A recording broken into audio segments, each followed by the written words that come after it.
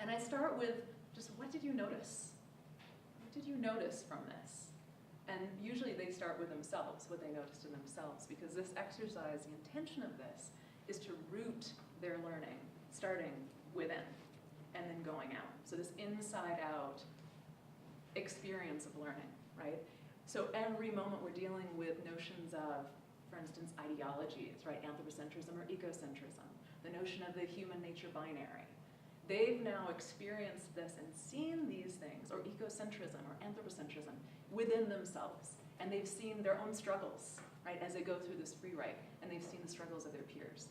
So we start to ground that with the what do you notice, this is often what's coming up. And because our readings and the concepts that they're starting to deal with by the second week, they start to have these frameworks that they can start to understand their own struggles and tensions. And then we start to talk about, is nature difficult to put into words? Is it difficult? And of course, the answer is almost inevitably yes. It's very difficult. And what about one word? What happens when we put nature, which we do, right, into one word? And so everyone starts to get involved in this. And then I start to ask, well, what if I had asked you when I say environment, I mean? Or when I say resources, I mean? Or when I say Gaia, some of them know what that means, I mean.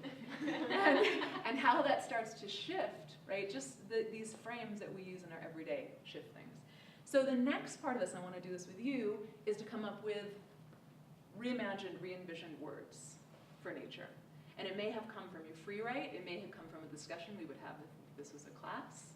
And what I urge is to think beyond the noun, right? So to think beyond the often static, not always, but often static, nounage. So processes, verbs, relationships, how do we start, like reconciliation, right? That's a process, right? And how do we get there? So let's think of some now. And what I would do in each of these, I would have written down river words and then had a place to write down these new words to honor these ideas. So what are some words? Maybe they came from your free write. Maybe they're words you've thought of before. So you're asking for words other than nouns? They can be nouns. Okay. It's just a way to kind of get people out of that. Nurturing? Nurturing. Innocence. Innocence. Innocence. Dissolving? Dissolving. Panting? Panting. Ever changing. Ever changing. Yeah, ever changing. A rhythm? Grow?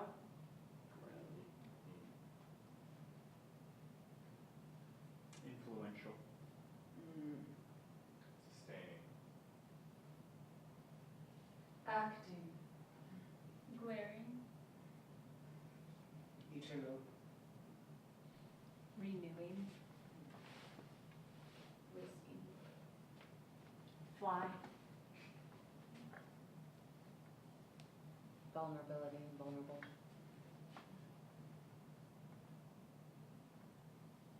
Curiosity. Feeling.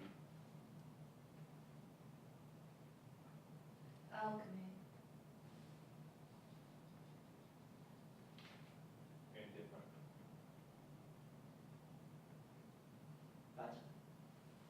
Pacha. Emptiness. Love. Paradox. Okay, thank you. So the next step then is the last day of the free write. And there's other debrief. I'm not going to talk about my debriefing now. But, the last day of class, I try to have outside. And we do, after having all of our adventures together throughout the semester, we do this. And I give them, after they've written their final free write, which is with the exact same prompt, I give them their first day free write. And so they're able to sit down and compare, right? And see, some of them have not changed at all, but that's the minority. The majority have changed a lot, noticeably. And so it's a chance for them also to think about eco-cultural communication, environmental communication as fluid, as static, as resistant, as open, as moving, as socially constructed, as transformative. Thank you, everybody.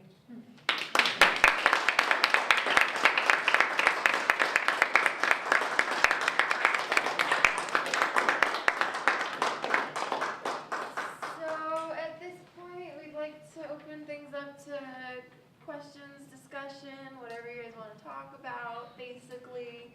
And we're here. Or not. Or we can sit on the floor, or like whatever you want. Yeah. Who wrote this? What a fabulous. So we all wrote it You wrote that all collectively, together? and Oh. each of us wrote our own That's pieces. what I thought, but I No, just it's one piece, and it's just an individual exploration, and we put together the flow. But we based it on free writes. So we took some time to go away by ourselves and then brought back some individual pieces that had been extraordinary, and then we talked them out and sort of shaped them up a little bit. Shape the order and the interaction between them. What was the class that you were in? Different ones with Oh. with TMMLC. Okay. So some of us took her classes at different times, but we Okay. had all done this exercise at some point. Okay. So the course I took was, it was Culture, Sustainability, and Change. Was the name of the course? And I was in there. Yeah, you were. And when I taught environmental rhetoric and environment, I use it as a Mhm. kind of Thursday impromptu. Mhm. So it's really interesting, the dynamic. How did your understanding of nature grow and change through this exploration of this activity? I know it's a kind of big question, but can you say something about your awareness or your journey in discovering nature? But for me personally, it was like every time I wrote it, I'd wake up the next day after like reading a different book or having a different thought, and I'd be like, I need to rewrite it because I don't think I believe in this anymore. Like, that doesn't make sense. And so just kind of coming to terms with like it is this ever fluid thing, and it does depend on where we are contextually in our lives and what we're dealing with. And there isn't one overarching understanding that is always going to work for you your entire life. But you have to be open to being fluid and just staying positive about it and being like, well, just keep learning, Yeah, and I think also that several of us have been, I think, thinking about this prompt and about this notion for maybe a few years now, with the help of Tema and her influence. And I think each of our pieces is certainly not representative, right, of ourselves or of who we are or of what we really believe, because, and partially that's because it's such a contested notion, right? Just the idea of trying to define it, we have to tell our own stories in order to do that, and it's not complete. It'll never be complete. I think, sorry, just one more thing. I think the hardest thing was committing to one idea, because we could have gone on and on and on and on with all of our different interpretations connected to our own experiences. And so having to take the step of committing to one or two or three pieces that we really liked and sticking to them past the point where we were going through rewrites was a real challenge.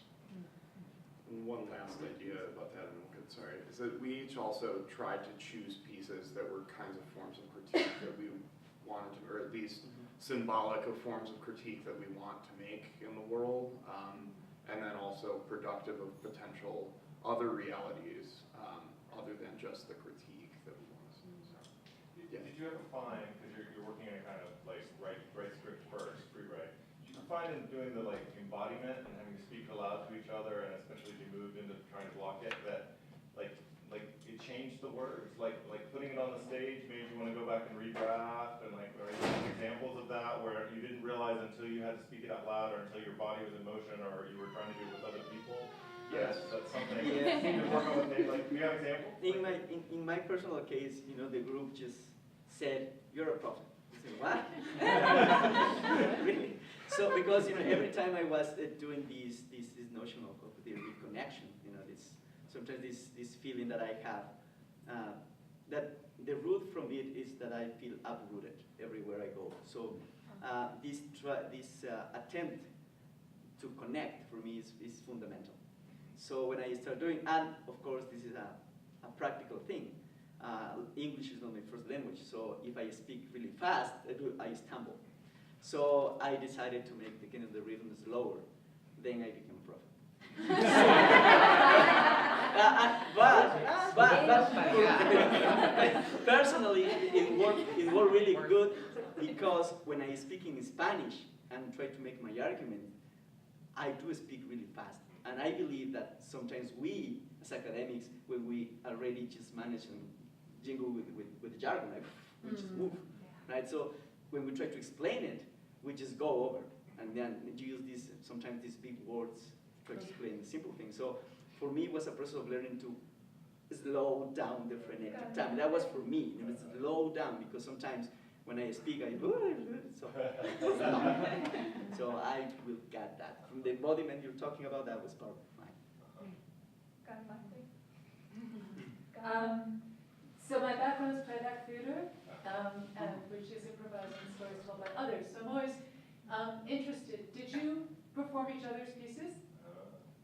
No, that's Okay, so that's fascinating because so you work to try to take your individual pieces, which were often about in-betweenness, in between space, and so you then work to bring them together and sort of web, weave, string, but that process of doing each other's pieces, I understand from your question, it affected you. There was some process where there was interaction between your pieces, but you didn't actually try to do each other's pieces at all. No. Okay, I just offer that as I wonder how that would happen in a rehearsal process, what that does. And so it's just it's a very I'm aware of owning your own story from the way you're talking about it, and then bringing our stories together. So let me suggest that the next step is playing back each other's nature. That's a great idea. And then certain things will then start to happen to your own metaphors and your own meanings. But that's Act 3. And that's Act 3. And I just want to say this was for somebody who does, this was. Thank you.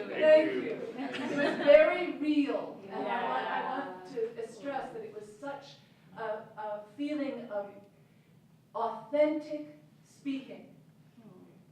Very powerful, the authentic quality of your communication, your speaking, your rhetoric. Authenticity just radiated and pulsed, and thank you. Thank you. I just want to echo that comment. I was just blown away with this performance. I was moved emotionally throughout it, not only the writing of it, the connection of all your pieces, but the acting of it as well. I'm not in theater, but I would bet there's playwrights who would pay good money to have written something like this, and actors who could have performed it, so I just want to say bravo. Fantastic.